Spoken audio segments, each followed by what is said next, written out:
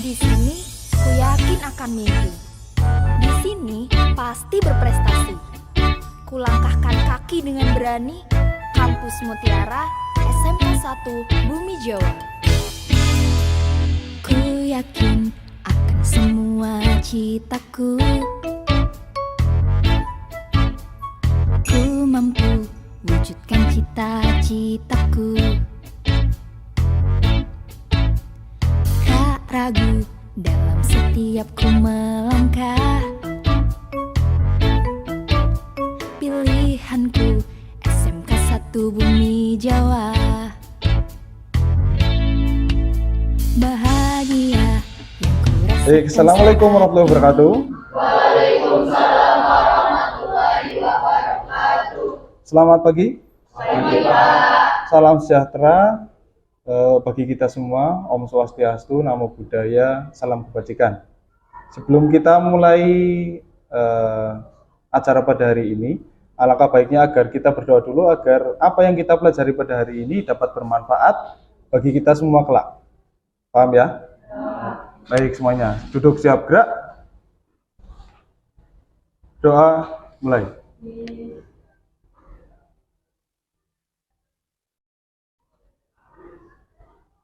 Selesai? Nah, baik. Perhatikan.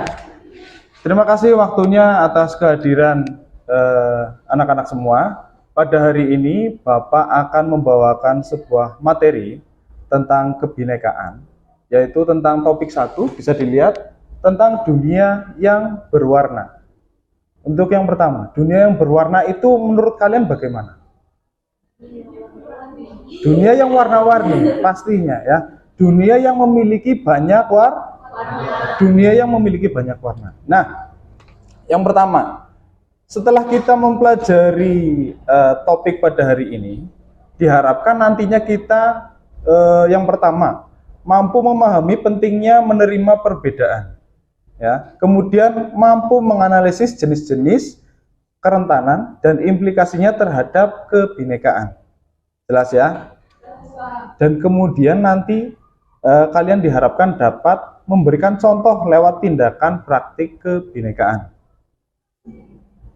Kemudian, apa jadinya jika semua manusia di dunia ini seragam?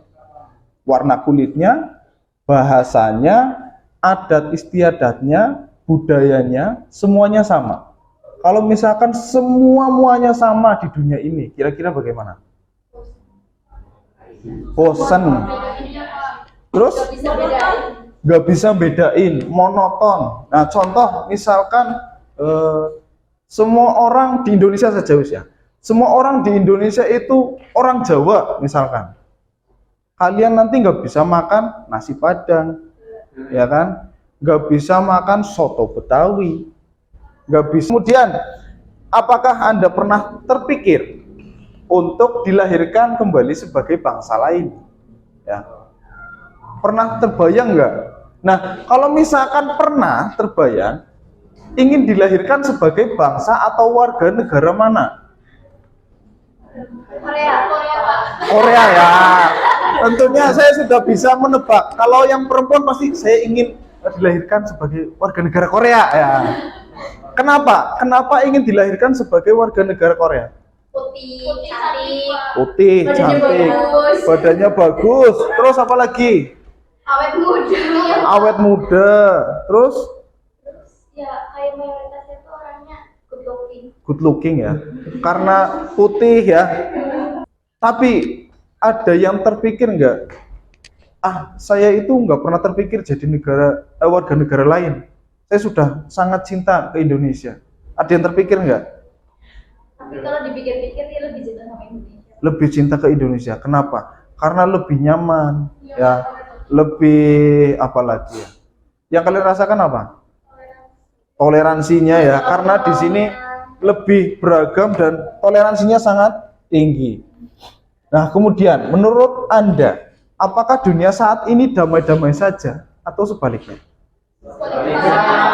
Beda. Contohnya apa?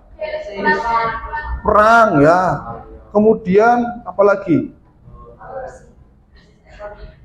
Krisis. Kemudian kalau yang dari kebinekaan, Pernah nggak sih kalian melihat di sosial media misalkan mengejek ras lain, nah rasis ya, bullying, karena misalkan teman kalian ada yang matanya sipit kemudian diejek, Cina jahat. Cina, kemudian ada yang keturunan Arab hidungnya mancung diejek, ada yang kulitnya tidak putih diejek, kemudian ada yang matanya belok diejek, ya karena di sini karena minoritas bisa diejek.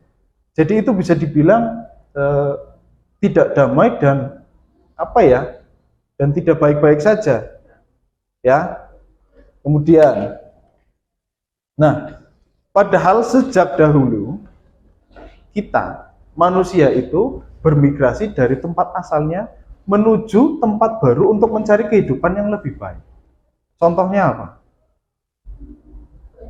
Contohnya apa?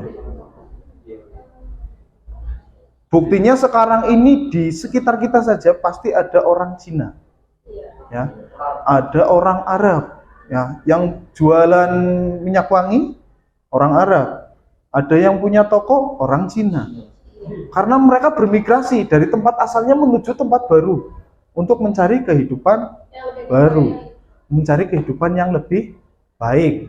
Kalau misalkan di domestik dalam negeri, kalau kalian nanti lulus dari SMK juga kan pasti mencari pekerjaannya di luar kota, bisa saja luar negeri. Banyak kakak kelas kalian yang sampai diterima di Malaysia, Jepang, Singapura, karena mereka ingin mencari kehidupan yang lebih baik. Karena di sini tidak ada perusahaan yang bisa menampung, di sini tidak ada atau belum ada perusahaan yang bonafit, ya. Makanya mereka bermigrasi atau pindah ke tempat lain. Nah, kemudian selama berabad-abad manusia dari berbagai ras dan bangsa hidup berdampingan dengan damai. Padahal dari dulu kita sudah hidup dengan damai. Ya. Contohnya banyak agama-agama yang hidup saling berdampingan. Contoh di Bali saja wis ya. Yang mayoritas orang Hindu, ada orang Islamnya, ada orang Kristennya, ada orang Katolik, tapi mereka hidup berdampingan, ya, hidup damai. Nah, kemudian, namun masih ada pemimpin negara atau kelompok, ya, yang anti pendatang. Mereka menginginkan negaranya dihuni oleh ras dan suku dari bangsa asli mereka. Contohnya apa? Contohnya apa? Banyak loh. Di ini saja wis ya. Kalau misalkan di sepak bola ya, karena saya guru olahraga saya sangkutkan dengan olahraga juga. Di sepak bola Jerman saja wis ya. Kalau zaman dulu kan itu terkenal sangat keras ya dengan pendatang. Mereka bahkan sangat anti dengan agama-agama lain. Mereka sangat memerangi Yahudi walaupun itu baik, tapi kan caranya itu salah. Nah, sekarang contohnya di timnas Jerman. Yang didepak dari timnas Jerman siapa? Mesut Ozil. Kenapa Mesut Ozil didepak dari timnas Jerman? Karena punya keturunan Turki atau Muslim juga. Nah, karena yang pertama dia itu seorang Muslim. Kemudian dia itu imigran dari Turki. Ya. Ketika menang, dia adalah orang Jerman. Tapi ketika kalah, dia dianggap sebagai seorang imigran. Dan sekarang dia sama sekali tidak dimasukkan ke skuad timnas Jerman. Ya. Itu adalah contoh negara yang masih ingin di negaranya itu hanya dihuni oleh ras aslinya. Ya. Kemudian sebagai refleksi dulu. Bagaimana jadinya jika manusia di dunia ini hanya boleh tinggal di tempat asalnya, tidak boleh berpindah? Kira-kira bagaimana? Tidak akan berkembang. Dunia luar tidak akan tahu budaya kita, dan kita tidak akan tahu budaya luar. Ya, itu kalau misalkan orang tidak boleh pindah dari tempat asalnya. Kemudian, apa yang disebut penduduk asli? Penduduk yang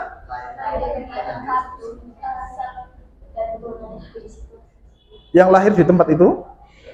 Turunannya agak asli dari situ. Dan asli ya. Kalau misalkan hanya lahir di tempat itu kurang tepat. Kalau misalkan saya punya istri saya sedang mengandung. Ketika mengandung saya ajak jalan-jalan ke Jepang. Anak saya lahir di sana. Apakah anak saya penduduk asli? Tidak. Tidak ya. Karena ada keturunan-keturunannya. Lahir di situ dan orang tua dan nenek moyangnya juga asli penduduk situ. Jelas ya. Kemudian, jika Anda adalah seorang yang memiliki wewenang, apa kebijakan Anda tentang ini? Bagaimana agar manusia bisa hidup berdampingan dengan damai? Saling menghargai. Saling menghargai. Kira-kira kalian akan membuat peraturan apa? Nggak boleh rasis. Misalkan di sekolah saja wis. Kalian itu anggota OSIS ya. Agar setiap siswa itu bisa hidup dan belajar dengan damai. Apa peraturan yang kalian buat? Tidak boleh rasis, kemudian larangan bullying, kemudian tidak membeda-bedakan. Jelas ya. Selanjutnya, nah, yang pertama kita satu kesatuan yang berbeda. Dengan alat tes DNA kita akan sadar bahwa ternyata di darah kita ada unsur beragam bangsa. Pernah terpikir tidak? Semua adalah gabungan dari berbagai bangsa. Dan pada akhirnya kita akan terhubung pada sumber yang sama. Walaupun kita beragam, tapi sumbernya adalah sama. Kemudian, ragam manusia, ragam bangsa, dan ragam bahasa. Bisakah Anda mengucapkan terima kasih, permisi, dan minta maaf dalam ragam bahasa lain? Cuma terima kasih. Kalau bahasa Inggris, terima kasihnya bahasa Inggris apa? Thank you. Thank you. Bahasa Jepangnya apa? Arigato. Bahasa Jawanya? Matur suwun. Minta maaf bahasa Inggris? Sorry. Kalau bahasa Jepang? Sumimasen. Kalau bahasa Korea ada yang tahu nggak? Nah itu ya, saya malah nggak tahu. Kemudian selain dengan bahasa lisan, setiap orang pasti menggunakan bahasa isyarat. Ya, bahasa isyarat tersebut juga kita harus hati-hati dalam menggunakannya. Tidak semua gerakan artinya sama di semua negara. Contoh, gerakan ini bagaimana? Di kita oke. Di Amerika juga oke. Ya. Tapi di Brasil seperti ini adalah hinaan. Ya. Seperti kita mengacungkan jari tengah. Ya. Jangan sampai kita di Brasil nanti kita makan-makan bareng ya. Oke ya. Nggak boleh. Di Inggris juga oke. Di Rusia seperti ini artinya kosong. Ya. Kemudian di Jepang seperti ini uang atau kane ya. Jelas ya. Di Korea seperti ini sarane hinjelo. Kalau di sini bisa jadi duit. Ya kan? Berbeda-beda. Ya. Kemudian keragaman tingkat kecerdasan, keragaman pemikiran, pandangan, dan pergaulan akan memperkaya kita dalam berpikir dan bijak dalam bertindak. Ya. Kemudian orang yang memahami keragaman budaya akan lebih menghargai dan berempati terhadap budaya orang lain. Ya. Jadi kita harus memperkaya diri kita dengan pengetahuan dulu agar kita bisa bijak dalam bertindak dan dalam berpikir. Kalau kita sudah tahu, kita bisa menghargai. Oh, mereka seperti itu adalah menghormati leluhurnya. Oh, mereka seperti itu adalah memang tata cara makan mereka seperti itu. Ya, misalkan kalian pernah melihat di India ada video orang makan yang pakai tangannya madu semua, terus kemudian dimakan semua. Ya, kalau kalian melihat pasti, oh nggak sopan, makan satu nampan. Ya, tapi kalau kita tahu, oh mereka memang seperti itu. Misalkan untuk menghargai, ya, untuk menghargai yang membuat makanan, mereka selalu dihabiskan makanannya. Tapi orang sini melihat kalau misalkan kita belum memperkaya diri kita dengan pengetahuan, jorok sekali sih orang mereka, ya. Cara mereka itu jorok sekali. Makan mereka itu banyak sekali sih, nggak sopan seperti itu. Jelas ya. Kemudian keragaman tingkatan kecerdasan. Orang hidup seragam dan pengalaman terbatas cenderung memiliki pikiran dan pandangan yang terbatas. ya kan? Ada orang yang apa ya, saklek karena mereka itu tidak tahu dunia luar.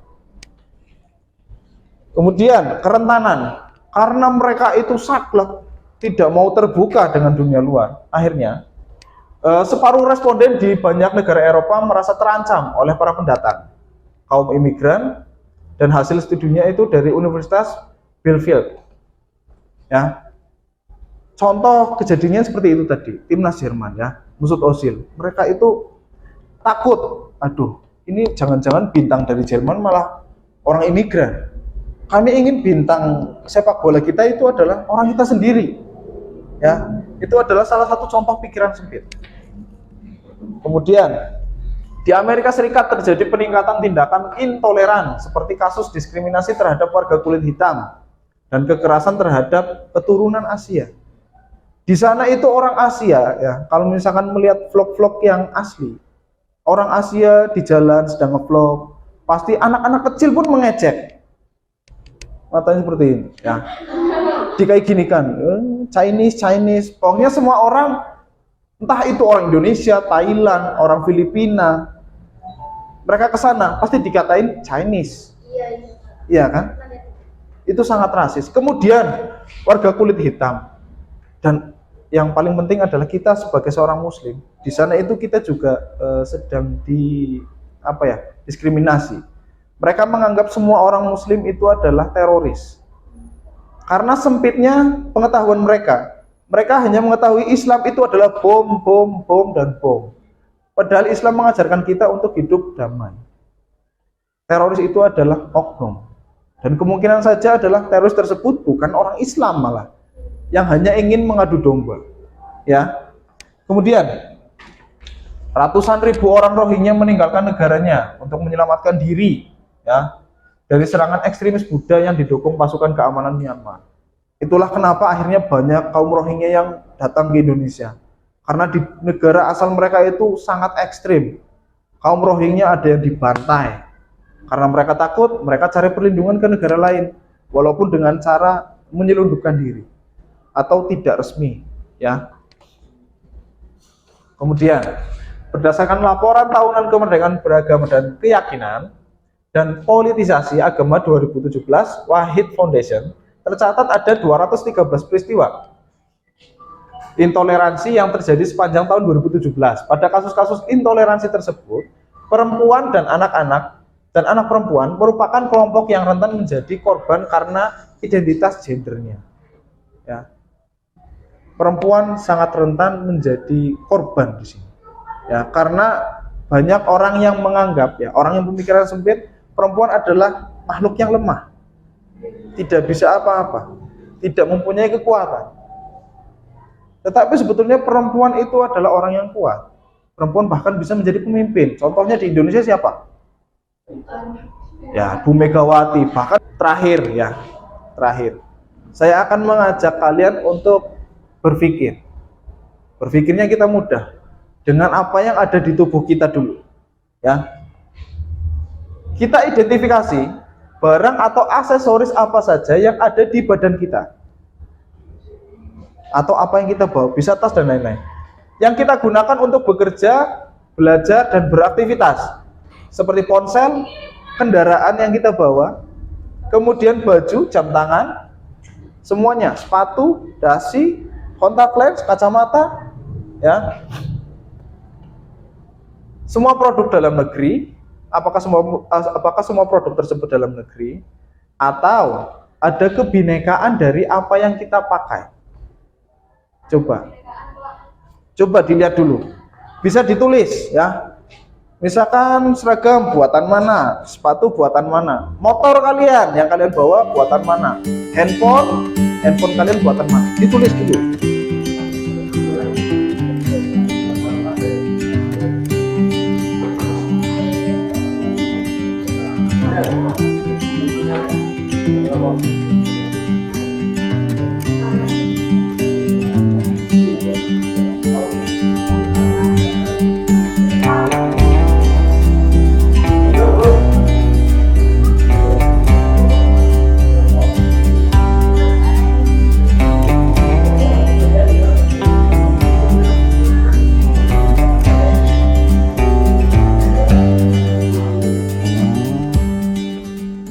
sudah selesai?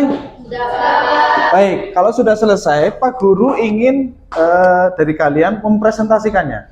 Ya, setelah kalian mengamati apa yang ada dalam tubuh kalian ataupun apa yang kalian gunakan dalam kehidupan sehari-hari, kalian utarakan kepada teman-teman kalian. Assalamualaikum warahmatullahi wabarakatuh. Waalaikumsalam. Perkenalkan, nama saya Irina Tisnanda. Saya akan memberitahu kalian apa yang saya pakai itu bagaimana. Yang pertama, handphone saya berasal dari Cina. Jam juga dari Cina. Seragam saya asli Indonesia, tas pun Indonesia, sepatu Indonesia, duduk Indonesia, kacamata Indonesia. Ya. Ya, silakan duduk, tepuk tangan. Assalamualaikum warahmatullahi wabarakatuh. Waalaikumsalam. Jadi saya akan membacakan tentang produk atau aksesoris yang saya pakai.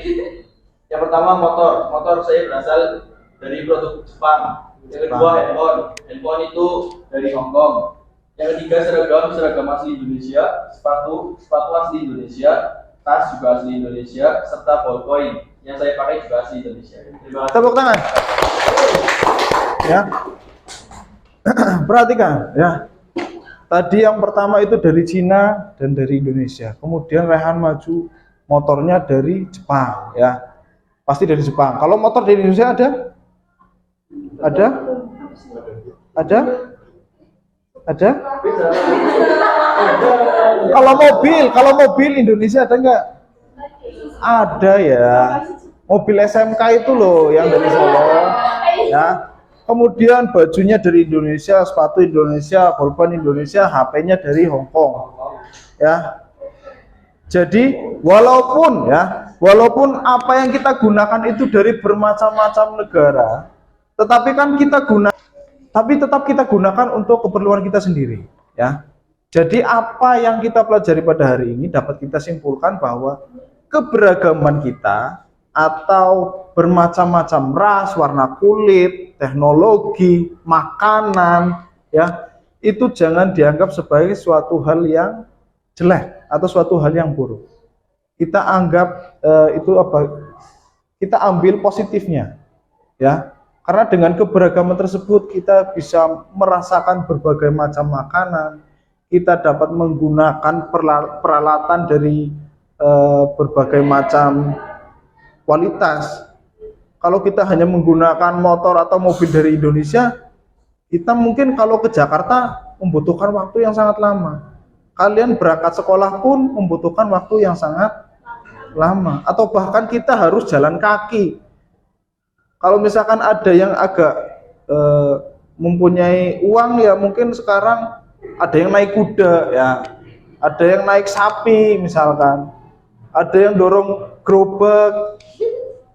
Karena kita tidak tahu teknologi-teknologi dari negara-negara lain. Jelas ya?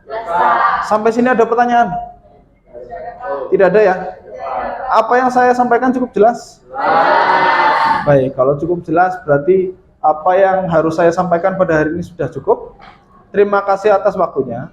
Sebelum pulang, nanti tolong kita berdoa dulu, ya. Secara hikmat kita tutup dengan doa agar perjalanan pulang nanti kalian diberikan keselamatan. Duduk siap, gerak.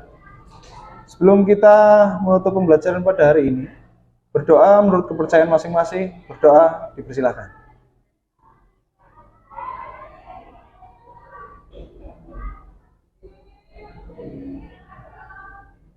Selesai? Dari Pak Guru cukup sekian. Terima kasih atas waktunya. Pak Guru akhiri. Wassalamualaikum warahmatullahi wabarakatuh. Waalaikumsalam warahmatullahi wabarakatuh. Terima kasih, Pak. Sama-sama. Tepuk tangan untuk kita semua.